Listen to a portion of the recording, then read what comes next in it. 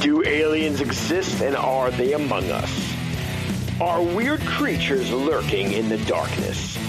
Do evil entities hide in the shadows of your bedroom while you sleep? Join us as we explore all this and more on the Warped Reality Podcast. What's going on, all my fellow horrible review hotties? It's your boy Ghost Joe. This is a very special episode of the Warped Reality Podcast, a bonus episode, if you will, that'll be placed right in between the regular show. But this episode is going to be a little different because it is all about Edgegrave Dave's experience at the Monster Mania Convention.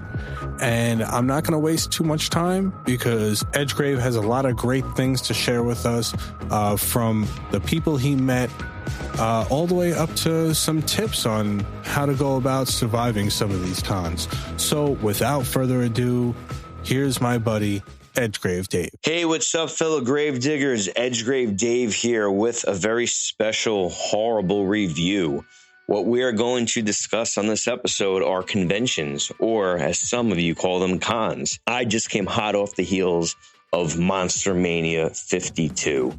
Now, this is a convention that I've been going to for about the last 5 or 6 years. I call it tri-monthly, although I don't think that that's really a word.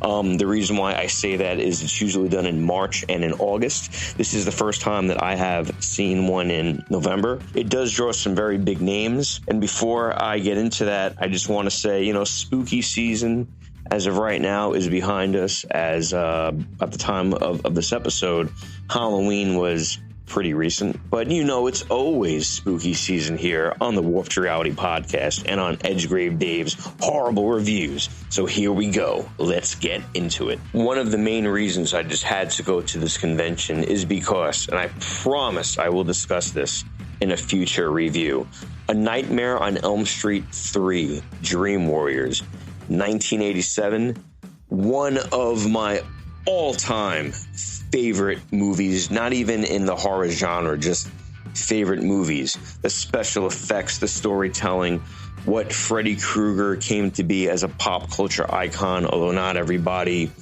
agrees with a lot of the humor that happened after that, but I think that it's fine. And all the actors that were in that movie that just made it what it is today. And it also has one of my all-time favorite lines of the whole franchise is, "Welcome to prime time, bitch." Pretty good, right? I mean, it's no Robert Englund, but I do want to focus on the con, though, itself. Now, Terrifier 2 is a movie that I have recently reviewed on previous episode here. Terrifier 2. Main cast is here: Jonathan, Elliot Fulham, Sienna, Lauren Lavera, David, Howard Thornton, Art the Clown, and the director Damien Leone. I met them all, except even though I got a photo op with Art the Clown himself, I didn't have a chance to talk with Art the Clown himself because that line was wrapping around just about as long as Robert Englund. So as I've said in the previous episode, he is filling in some very big horror shoes, and he did come from a film where icons are born. So extremely, once again, proud of how that movie's doing. At the time of this recording, Terrifier 2 is still in theaters, and it's still kicking ass. So yeah, I'm very, very proud of everybody that has anything to do with that movie. Now, getting back to the con, a couple of things that I do want to mention. When you're going to a convention, like anything else, it's always good to have a battle plan. Just like if you're booking a vacation, just like if you're doing any event or maybe a concert or a sporting event, it's always good just to research it a little bit. One of the things that always helps me is I always kind of run through the list of who's going to be there, who do I want to meet / get an autograph with / get a photo op with. Now, the cost of these things, it can get expensive, so budgeting as much as you can is important, just as you would with anything else. It's always a good idea to just kind of write down, or maybe if you're on your phone, if you want to make a smart list, if you will, of just kind of feeling out what exactly that you want to do, because it's definitely your time, and the lines do fill up very fast.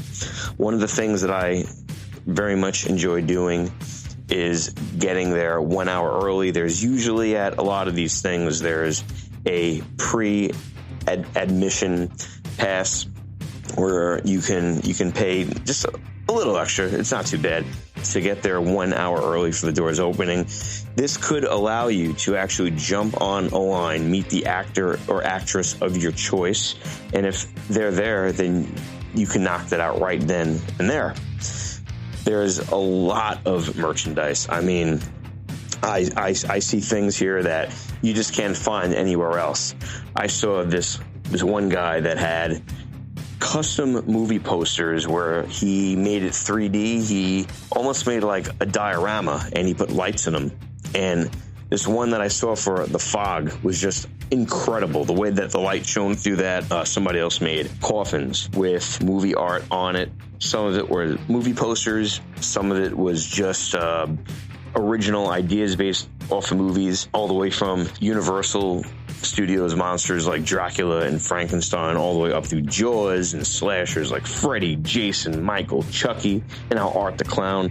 You name it, that was there. You can get T-shirts, you can get candles, all kinds of things. If you've ever been to Comic-Con, it's a very similar thing, although not as much of a large scale, although that's huge too. And I have actually worked a booth there in the past, and I'll tell you, I give respect to each and every person that is even a vendor there. Now, these actors do work very hard. They have to stand in one spot the entire time, and they just really give their all to these fans. Nobody rushes you. Not that I saw anyway. Like lines just wrap around, but being respectful is also something very important to keep in mind. There's all different rules. Some of them also accept only cash. Some of them do accept cash or credit card. Some of them don't want a video taken. Some of them actually do not want photos taken. You do have an option at a lot of these to get what's called an autograph and photo combo. That means that you can take a picture with them right at the table. Now, this is different than a photo op. A photo op is something that you really want to plan out. A photo op is a professional photo taken where a picture is printed out about a minute later, right then and there. And what's super cool for this one is they give you a digital download at no extra cost at this particular con.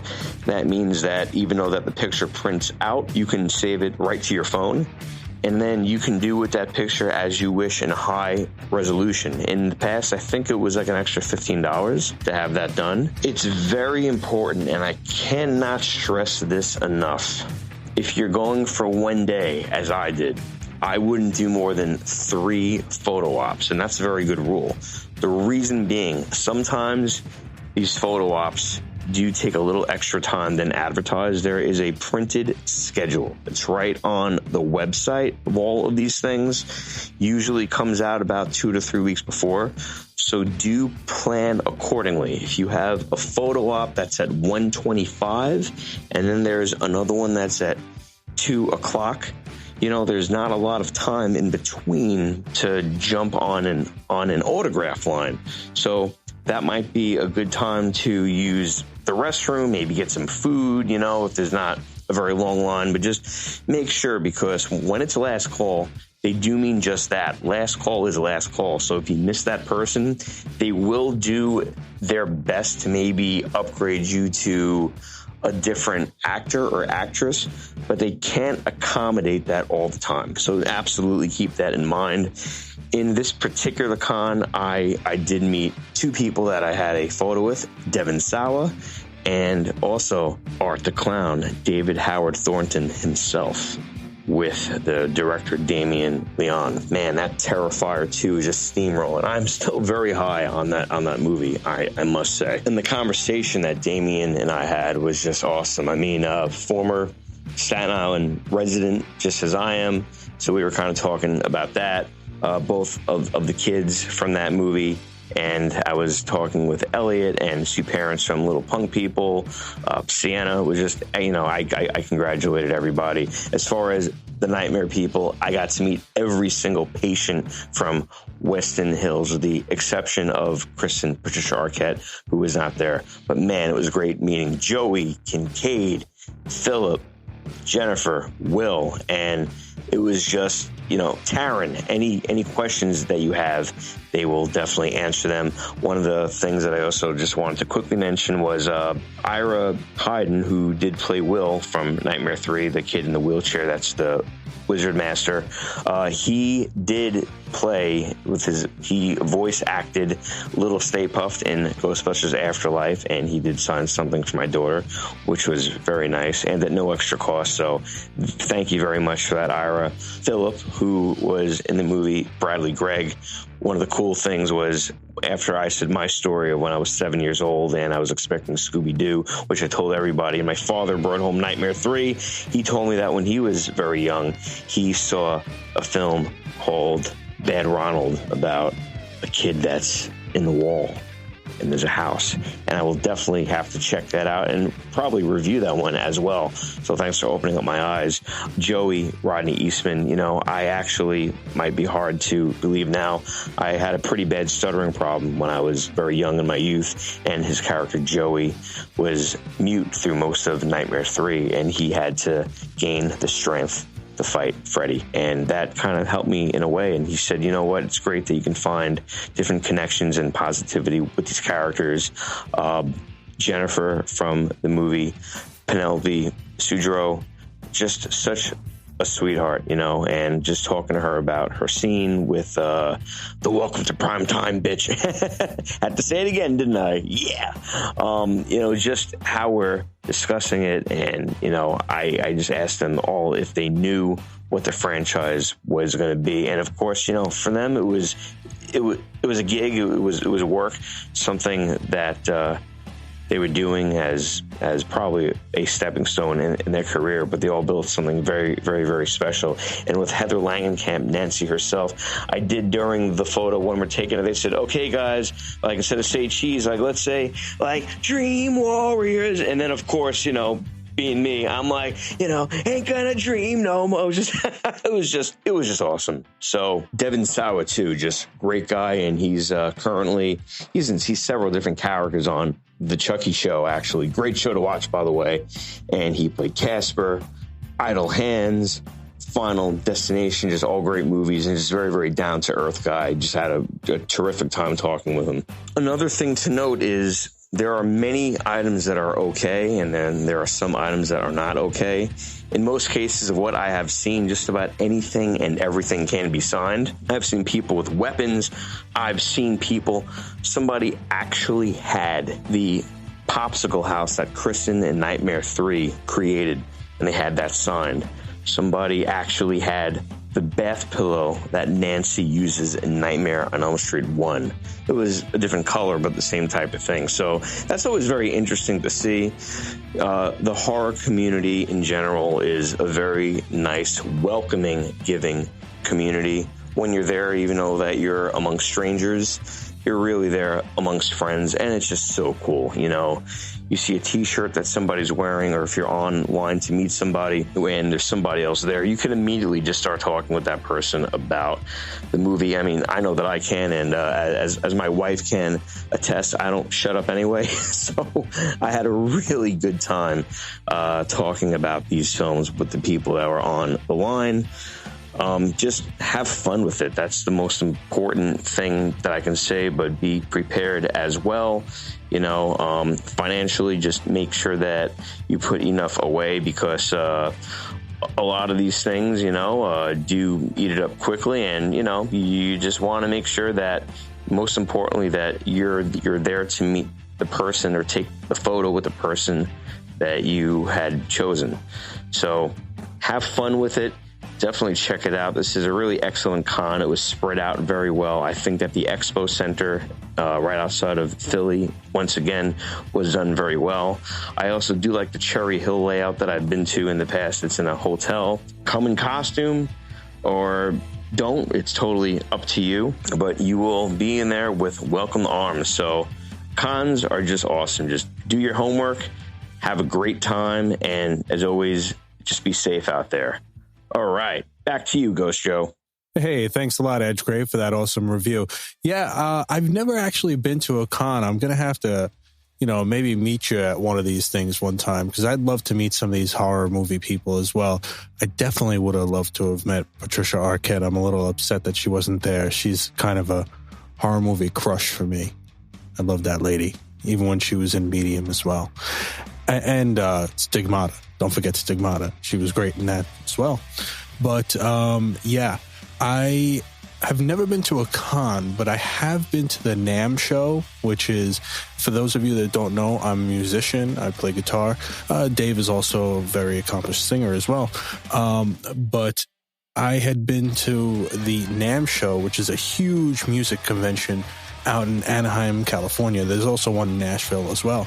And I met so many of my idols. It was amazing. Thank you, John Rochella, for letting me tag along for those 2 years. That was incredible. The one person I didn't meet that I really wanted to, though, was Slash. But again, like Edgegrave had said, Slash's line was freaking ridiculously long, and there was no way I was ever going to be able to meet that guy within a freaking week, as long as that line was. It was insane. I'd also like to point out that I think it's pretty amazing that somebody from a horror movie inspired you when you were a kid. I think that's pretty amazing. That just shows that, the horror community, the heavy metal community, the music community, like that, it's very open arms, and that's what I love about the podcast community as well. It's the same thing. And by the way, I'm going to have a full interview with Edgegrave Dave coming up soon, so that should be really fun. He's been my friend for so freaking long, and I know it's definitely going to be a fun and interesting interview. By the way, Edgegrave, I did want to point out something to you. You had said that the Ark the Clown, which I'm talking up that movie as well too. All three of them, All Hallows Eve, Terrifier 1, Terrifier 2, freaking amazing. If you haven't seen it yet, how many times do we have to tell you guys to go see these movies? They're awesome. They just tick every freaking horror movie lover's box. It's incredible how great they are. But you said that when you had taken a picture with Art and you met him, he didn't say anything, but he's a mime clown, so maybe that's why. You know what I mean? Just a thought. But yeah, if anybody has ever been to a con and would like to share their experience, please 845-600-0744. Leave me a voicemail. Or if you have a paranormal experience you'd like to share, questions, comments, or you just want to curse me out, 845-600-0744. And check out Warped Reality Podcast on all of your major podcasting platforms and warpedrealitypodcast.com. So I hope you guys enjoyed this little short tidbit of a show, a little bonus show for you. And yeah, next week, it's the Christmas episode, and it's going to be an awesome episode. I'm going to have an interview with Mr. John Wright, who is a member of MUFON. He's a history teacher. He's a paranormal investigator, and he makes furniture. This man is awesome. You're going to love his outlook on everything. We talk about Bigfoot. We talk about aliens. We talk about all sorts of things that you're going to love. So please check out next week's episode, the Christmas episode, coming out December 24th. So have a great night, everybody. Have a great week. And stay safe and stay spooky. Thank you for listening to the Warped Reality Podcast, and thank you to all my guests and contributors that help make this show possible. For more episodes, guest info, social media links, merch, and more, please check out warprealitypodcast.com. If you have a paranormal experience you would like to share, questions, comments, or you'd like to be a guest on the show, please leave me a voicemail at 845-600-0744, or you can email me at ghostjoeny@gmail.com. You can do so anonymously if you'd like. Also, I'd greatly appreciate it if you could leave me a review on Apple Podcasts or warprealitypodcast.com. Have a great night, everyone, and don't forget to change your shorts.